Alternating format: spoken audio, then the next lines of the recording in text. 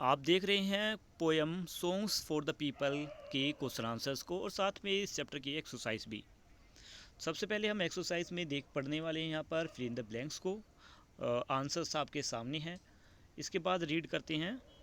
Explain the meaning of this line from the poem. Poem की इन लाइनों का मतलब बताइए। फर्स्ट है song to stir like a battle cry. इस लाइन का मतलब है the song are intended to evoke strong emotion, inspire action similar to the rallying crying heard in battle.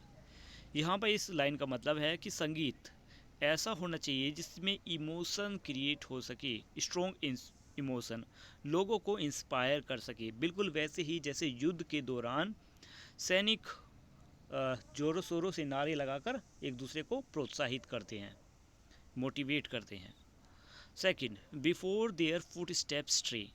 Answer refers to guiding children before they deviate from the right path or make wrong choice in life.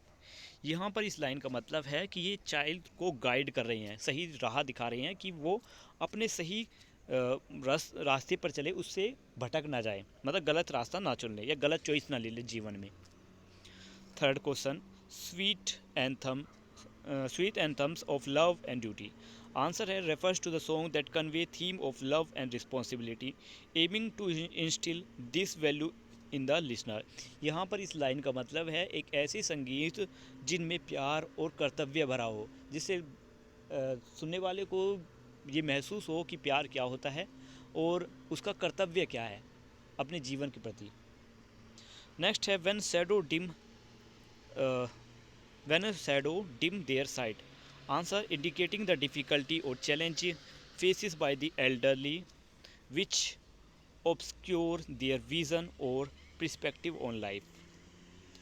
आते हैं question answers पर। What is required to encourage human being to have strength of spirit? Answer to encourage human being to have strength of spirit, they need encouragement, positivity and uplifting music. Second question, what sort of song does the poet want to sing for children and why? Answer, the poet wants to sing sweet anthems of love and duty for children. This is because he aims to guide them on the right path and instill positive value in them for a young age. Question 3, what is required to quieten the noisy disputes or conflicts? Answer, to quieten noisy disputes or conflicts, music that is pure and strong is required. This music can bring harmony and peace, soothing the tension and discord. Question 4, write lines from the poem that prove that the poet wants to make song for each and everyone. Answer, lines from the poem that prove the poet wants to make song for each and everyone include, let me make the song for the people. Second, songs for the old and young. Next, I will sing for little children.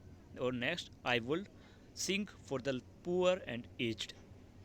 Next, I write at least 4 describing words for the poem. First, uplifting. Second, inspirational. Next, melodious. Next, compensate. Think and answer. The poet wants to create music for a number of reasons. Do you agree with her views? Answer, yes, I agree with the poet's view depending on individual perspective. However, the idea of using music to uplifting and inspire various segments of society, promote positive values and bring about unity and peace in generally considered admirable and beneficial.